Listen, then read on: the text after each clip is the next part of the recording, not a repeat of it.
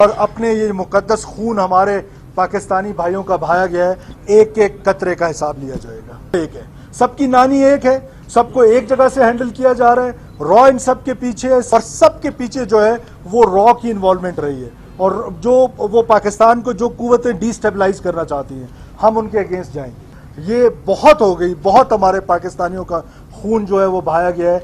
अब हमारे पास कोई जगह नहीं है इन दहशतगर्दों के लिए। और दोस्तों, पाकिस्तान के अंदर इस वक्त हड़कंप मचा हुआ है और उसकी वजह यह है मित्रों कि पाकिस्तान और आईएसआई इस बात को बर्दाश्त नहीं कर पा रही है कि जिस तरह से जो भारत के दुश्मन है वो पाकिस्तान की जमीन पर एक एक करके मारे जा रहे हैं। और अब जो बड़ी खबर पाकिस्तान से यह आ रही है कि पाकिस्तान के बहुत ही खूंखार आतंकवादी जिसका नाम 26/11 हमले में शामिल है, जो 26/11 हमले का मास्टरमाइंड है, वो हाफिज सईद, उस हाफिज सईद के बेटे की लाश जो है वो पेशावर की एक घाटी से मिली है। अभी तो बताया जा रहा है कि उस लाश में जो है बहुत सारे घाव हैं, उसको बहुत टॉर्चर किया गया उसको मारने से पहले। और 26 सितंबर को जो है हाफिज सईद का बेटा किडनैप हुआ था और उसको किडनैप करने वाले जो लोग आए थे उन्होंने नकाब पहने हुए थे और वो एक लग्जरी गाड़ी से आए थे और उसी लग्जरी गाड़ी में पेशावर से उठा करके वो हाफिज सईद के बेटे कमालुद्दीन सईद को ले गए। और इसके बाद फिर आईएसआई और पाकिस्तान की आर्मी के अंदर हड़कंप मच गया कि आखिर ऐसा कौन कर सकता है उनकी नाक के नीचे। और इसके बाद उन्होंने अपने पूरे घोड़े खोल दिए, सब तरफ लोगों को दौड़ाया कि किसी तरह से पता लगे कि आखिर हाफिज सईद का बेटा आखिर कहां है। लेकिन हाफिज सईद के बेटे की आखिरकार लाश ही मिली और अब तक कोई भी सबूत, कोई भी क्लू नहीं छोड़ा है, ऐसा भी दावा किया जा रहा है। तो ऐसे में अब सबसे जो बड़ी चुनौती थी वो ये थी पाकिस्तान के लिए कि किसी तरह से इस मामले को दबाया जाए, क्योंकि इससे पाकिस्तान की बहुत ज्यादा थू-थू हो सकती है। इसीलिए कहा यह जा रहा है, जो वहां से खबरें आ रही हैं छन कर, कि पाकिस्तान की जो आर्मी है उसने हाफिज सईद के बेटे कमालुद्दीन सईद का अंतिम संस्कार जो है वो चुपके से कर दिया है। और इसके अलावा हाफिज सईद को और उसके परिवार को तुरंत की तुरंत जो है वो सेफ जोन में ले जाया गया है। उसका जो बेटा है तलहा सईद, उसका बेटा शोएब, उसकी बेटी एक है सुमैया, उसकी जो पत्नी है इदरीस और तलहा उसका बेटा, तो ये सबको जो है, इस्माइल को भी, सबको पाकिस्तान की आर्मी जो है वो सेफ जोन में ले गई है और कह रही है कि इनको कहीं अंडरग्राउंड कर दिया गया है ताकि अब इनके ऊपर कोई आंच ना आने पाए। और इसी तरह से जितने भी पाकिस्तान के अंदर जो आतंकवादी हैं, बड़े बड़े जो आतंकवादी हैं, उनको जो है पाकिस्तान की आर्मी शेल्टर दे रही है, उनको छुपा कर रख रही है, उनको बाहर निकलने से बचा रही है कि ऐसा ना हो कि कहीं वो भी निशाने पे आ जाए। जैसे मौलाना मसूद अजहर जो है वो पहले से ही छुपा हुआ है पाकिस्तान के अंदर, उसी तरह से पाकिस्तान में जो बड़े बड़े आतंकवादी दहशतगर्द हैं सबको उसने लगातार अब छुपाना शुरू कर दिया है। लेकिन ऐसे में सबसे जो बुरी स्थिति है वो हाफिज सईद की बताई जा रही है। मित्रों, मैं पाकिस्तान के बहुत सारे जो उर्दू अखबार हैं वो पढ़ता हूं। अब आप कहेंगे कि भाई उर्दू अखबार आप कैसे पढ़ लेते हैं? दरअसल मित्रों, उर्दू अखबार जो होते हैं उनको आप ट्रांसलेट कर सकते हैं गूगल पर और आजकल सब इंटरनेट पे अवेलेबल है। तो आप जब उन अखबारों को पढ़ेंगे तो आपको उसमें एक बात बिल्कुल साफ नजर आएगी कि हाफिज सईद भी इस समय काफी ज्यादा डिमोरलाइज हो गया है। हालांकि अब तक उसके बेटे की जो मौत हुई है उसके ऊपर उसका कोई बयान अब तक भी नहीं आया है, लेकिन अब बयान भी क्या आएगा, इतना बड़ा झटका उसको दिया है इस बार। और सबसे बड़ी बात यह है कि पाकिस्तान इसलिए बिलबिला रहा है क्योंकि एक आतंकवादी की पैरवी आखिर वो करे तो कैसे करे। अब वो खुलकर नाम ले सकता नहीं है कि हाफिज सईद के बेटे को मार दिया गया, क्योंकि हाफिज सईद तो वो आदमी है जिसके ऊपर अमेरिका ने भी जो है $10 मिलियन का इनाम रखा हुआ है। आप सोचिए कि वो किसके पास जाके शिकायत करे, किससे अपना रोना रोए। तो इस समय चुपचाप एकदम बैठ गया है।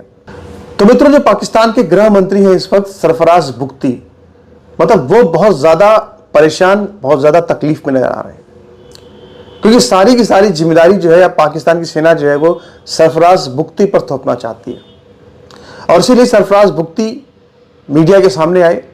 उन्होंने क्या कहा ये मैं आपसे बाद में आगे बताऊंगा, लेकिन उससे पहले मेरी आपसे 3 प्रार्थनाएं हैं। पहली तो ये कि आप जरूर इस वीडियो को लाइक कर लीजिएगा, इस वीडियो को आप शेयर कर दीजिएगा। इसके अलावा इस यूट्यूब चैनल को आप सब्सक्राइब कर लीजिएगा। एक व्हाट्सअप नंबर मेरा दिया हुआ है, ये मेरा व्हाट्सअप नंबर है और इस पर आप अगर मुझे मिस्ड कॉल कर देंगे और मुझे ये नंबर मेरा सेव कर लेंगे तो आपको मेरे जो लिंक है व्हाट्सएप पर वो भी ज़रूर मिलेंगे। और इसके अलावा मित्रों, मैं आपसे कहना चाहता हूं कि इस वीडियो के थंबनेल में आपको जो कुछ भी आपने देखा है थंबनेल में, वो सारी बातें आपको जो है यहाँ पे जानने को मिलेंगी। तो मित्रों, पाकिस्तान की जो गृह मंत्री हैं सरफराज बुख्ती, उन्होंने एक प्रेस कॉन्फ्रेंस की है और वो बहुत ज़्यादा तिलमिलाए हुए दिख रहे थे, बहुत परेशान दिख रहे थे, क्योंकि उनके ऊपर सवाल लगातार खड़े हुए हैं। लेकिन अब उन्होंने जो है हाफिज सईद का या हाफिज सईद के बेटे का तो नाम नहीं लिया, लेकिन इसके अलावा उन्होंने जो है पाकिस्तान ने अपनी जो पूरी बिलबिलाहट है इस पूरी घटना के बाद में, जिस तरह से मौत हुई हाफिज सईद के बेटे की जो खबरें आ रही हैं, उसके बाद जो है उनके जो गृह मंत्री हैं वो किस तरह से बिलबिलाए हुए, किस तरह से परेशान है, जरा देखिए एक बार। हमें बहैसियत रियासत पता है कि कौन कर रहा है, कहां से ये सब हो रहा है। हमने ये फैसला कर लिया है कि जीरो टॉलरेंस है, कोई इम्पीचमेंट की पॉलिसी नहीं है। हम इनको इनके बिलों से ढूंढेंगे, हम इनके खिलाफ जितना बड़ा ऑपरेशन करना पड़ा, चाहे वो आईबीएस की सूरत में हो, चाहे जो मर्जी फोर्स इस्तेमाल करनी पड़ी। एक पाकिस्तानी का खून इस बेदर्दी के साथ बहाया गया, उसके लिए कोई जगह नहीं है उन दहशतगर्दों के लिए, उनके फैसिलिटेटर्स के लिए, उनके सिंपैथाइजर्स के लिए। हम अगेंस्ट जाएंगे। एजेंसीज हो, सिविल हो, मिलिट्री हो, सब मिल के इनके खिलाफ जो है वो कार्रवाई करेंगे और अपने ये मुकद्दस खून हमारे पाकिस्तानी भाइयों का बहाया गया है, एक एक कतरे का हिसाब लिया जाएगा। इनके लिए कोई माफ़ी नहीं है इस मुल्क में। इस मुल्क में हम रहेंगे, हम अपनी मर्जी से जिएंगे, हमारे पाकिस्तानी अपनी मर्जी से जिएंगे कि हमने कौन सा, किस कॉन्स्टिट्यूशन के तहत, जो हमारा कॉन्स्टिट्यूशन है उसके तहत हमने रहना है। हम ये दहशतगर्दों के आगे सरेंडर नहीं करेंगे। हम मजीद जो ये लोग जो फैसिलिटेशन का रोल प्ले कर रहे हैं, जो भी कर रहा है वो कोई भी हो, जो भी उसको आप नाम दे दें, हमारे लिए ये सब एक है, सबकी नानी एक है, सबको एक जगह से हैंडल किया जा रहा है। रॉ इन सब के पीछे है। इससे पहले जितने वाकयात हुए इस पर अभी इन्वेस्टिगेशन हो रही है, बिकॉज आप थोड़ी देर बाद कहेंगे कि फौरन आपको कैसे पता चला जी। इससे पहले जितने वाकयात हुए वो सब अनर्थ हुए, जितने बड़े वाकयात बलूचिस्तान में हुए, और सबके पीछे जो है वो रॉ की इन्वॉल्वमेंट रही है। और जो वो पाकिस्तान को जो कुव्वतें डिस्टेबलाइज करना चाहती हैं, हम उनके अगेंस्ट जाएंगे। मित्रों, हाफिज सईद का पूरा परिवार ही इस वक्त टारगेट पे है। मित्रों, हाफिज सईद के कुल 6 बच्चे हैं और उनके 5 लड़के हैं और 1 लड़की है, इसका नाम सुमैया है। उनमें से 4 का नाम तो मुझे जानकारी है, पर 5वें का नाम जो है लड़का उनका, उसकी जानकारी मुझे नहीं है। एक तो कमालुद्दीन सईद है, जिसके बारे में आपने जान लिया अभी, तलहा सईद है, इस्माइल है, शोएब है, और इसके अलावा एक बेटी सुमैया है। अब इसमें से जो सबसे ज्यादा अगर देखा जाए तो पाकिस्तान के जो ये आतंकवादी हैं, हाफिज सईद, इसने जो है अपने घर के अंदर ही पूरी आतंकवादी एक फैक्ट्री खोल रखी है। यदि इसका बेटा जो तलहा सईद है, इसको तो भारत सरकार पहले से ही आतंकवादी घोषित कर चुकी है, और इसका जो बेटा है कमालुद्दीन सईद, ये दोनों ही जो है अपने पिता का हाथ आतंकवाद के कामों में बटाते हैं। लेकिन जो तलहा सईद है और जो कमालुद्दीन सईद है, इनका मुख्य तौर पर जो काम था वो ये था कि ये बेसिकली लश्कर तोयबा का जो पूरा फाइनेंस वाला काम है, यानी एक तरह से उसको फाइनेंस करने का काम ही करते हैं, चंदा इकट्ठा करते हैं पूरे पाकिस्तान से। और खास तौर पे ईद और बकरीद के मौके पे जब कोई एक इनके यहाँ पे अच्छा त्यौहार होता है, तो उस वक्त सबसे ज्यादा ये चंदा इकट्ठा करते हैं। और बकरीद पर तो इन्होंने एक ऐसी पॉलिसी लेके आए थे कि जो खाल उतरती है बकरे की, उस खाल को ही ये ले करके, और उससे भी इन्होंने 3,000 करोड़ से ज्यादा का चंदा इन्होंने इकट्ठा कर लिया था। तो तलहा सईद भी जो है वो टारगेट पे रहा है पाकिस्तान के अंदर। अब आप देखें मित्रों, तो तलहा सईद के ऊपर दिसंबर 2019 में एक हमला हुआ था। मित्रों, लाहौर के टाउनशिप इलाके में जो है दिसंबर 2019 में तलहा सईद जो है जामिया मस्जिद वहां पे एक है, वहां पे भाषण देने जा रहा था, और उसी वक्त जो है वहां पे एक बम ब्लास्ट होता है, और उस बम ब्लास्ट में 4 लोग मारे जाते हैं। लेकिन तलहा सईद उसमें बच जाता है।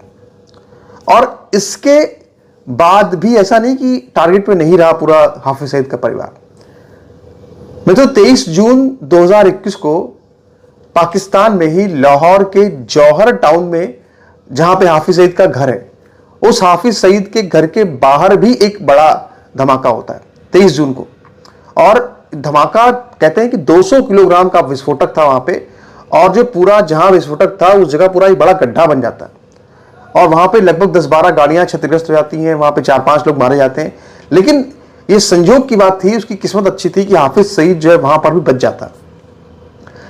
लेकिन इस बार जो है हाफिज सईद को बहुत तगड़ा झटका मिला है।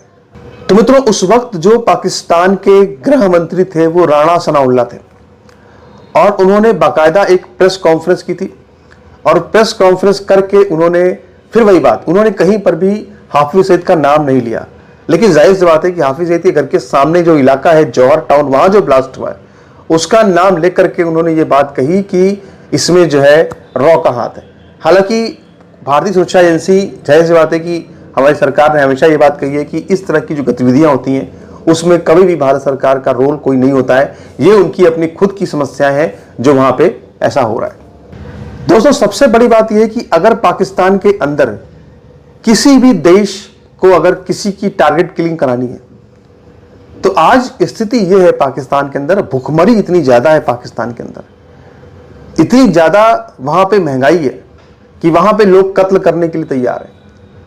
दोस्तों, 10,000 रुपये में आप वहां पे किसी का भी कत्ल करवा सकते हैं। आज ये स्थिति वहां बनी हुई है और इसीलिए अगर किसी को अगर पाकिस्तान के अंदर कोई भी कत्ल कराना होगा तो वो कभी भी कोई अपना आदमी कभी नहीं भेजेगा, क्योंकि वहां पे इस समय स्थिति इतनी ज्यादा खराब हो चुकी है मित्रों कि वहां पे अब आप बताएं आपको हम कि पाकिस्तान की जो सरकार है उसने खुद ये बात मानी है कि खाड़ी देशों में जितने भी भिखारी पकड़े जाते हैं उनमें से 90% जो भिखारी हैं वो पाकिस्तान के, और सऊदी अरब और यूएई जैसे जो देश हैं वो पाकिस्तान सरकार से इस बात की शिकायत कर रहे भाई कि हमारे यहाँ तुम भिखारी क्यों भेज रहे हो।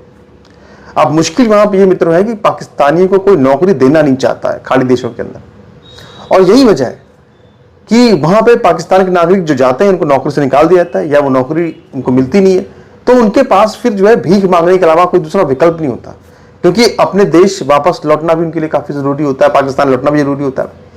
कुल मिलाकर के मित्रों बात यह है दरअसल कि पाकिस्तान में ऑलरेडी इतनी गरीबी है, इतनी ज्यादा इस समय तंगहाली चल रही है कि वहां पे 10-12 हजार रुपए में कोई किसी का कत्ल कर सकता है।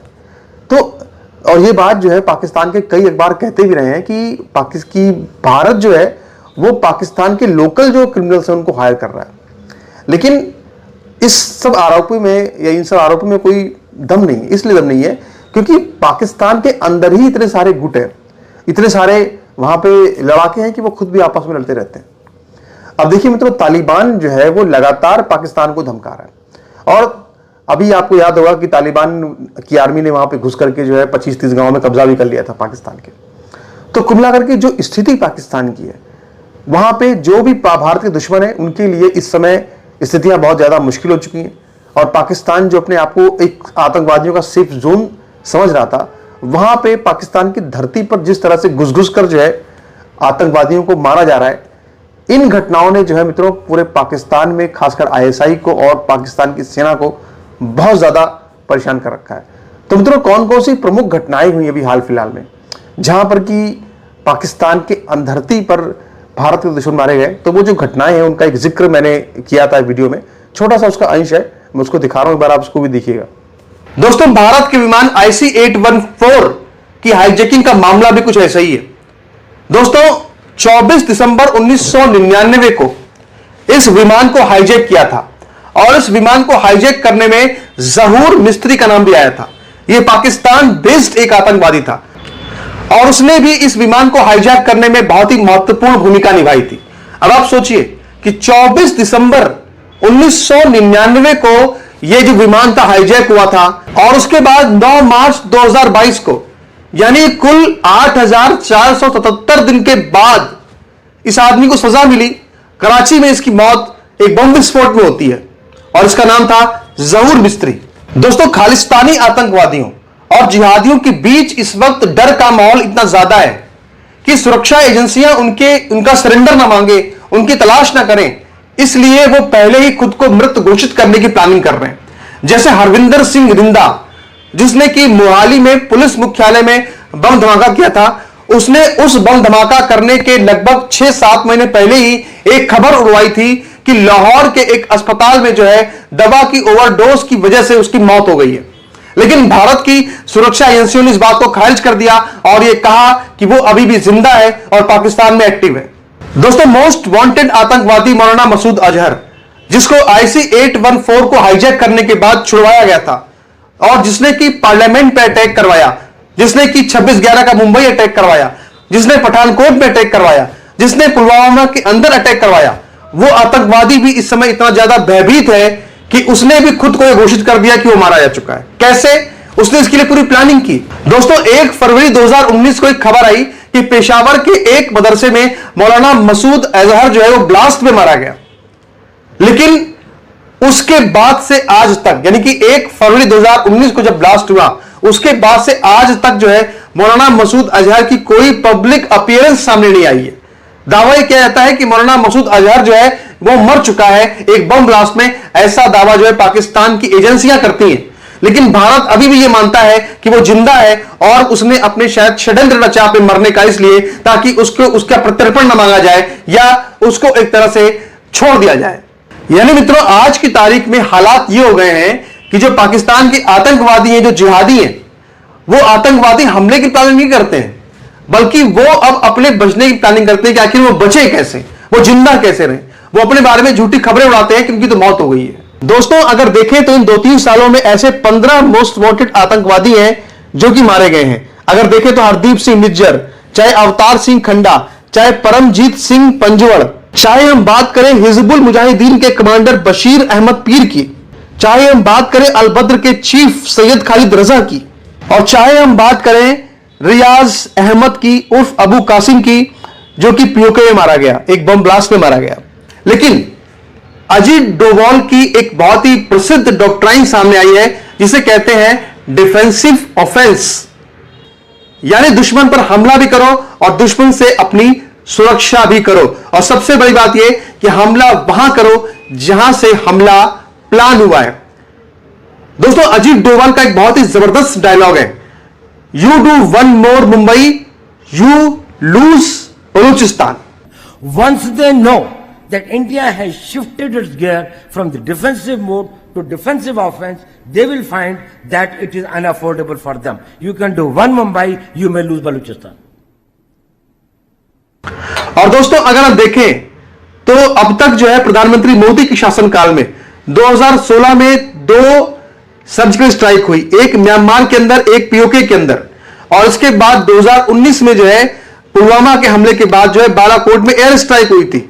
और जब अभिनंदन को पकड़ा गया था, उस समय भारत और पाकिस्तान के बीच युद्ध की स्थिति आ गई थी। और इमरान खान ने खुद जब अभिनंदन को रिहा करने की, आजाद करने की घोषणा की थी, उस वक्त इमरान खान ने खुद यह बात कही थी कि यह कराची को पूरा ब्लैकआउट कर दिया गया था और कराची पर भारत जो है वो हमला करने जा रहा था। यह बात इमरान खान ने खुद पार्लियामेंट के अंदर अभिनंदन को रिलीज करते वक्त कही थी। दोस्तों, कैसा लगा वीडियो आपको? वीडियो को जरूर लाइक कीजिएगा, वीडियो को जरूर शेयर कीजिएगा, इस यूट्यूब चैनल को सब्सक्राइब जरूर कर लीजिएगा। नमस्कार, भारत माता की जय, वंदे मातरम, जय श्री राम, हर हर महादेव, धन्यवाद।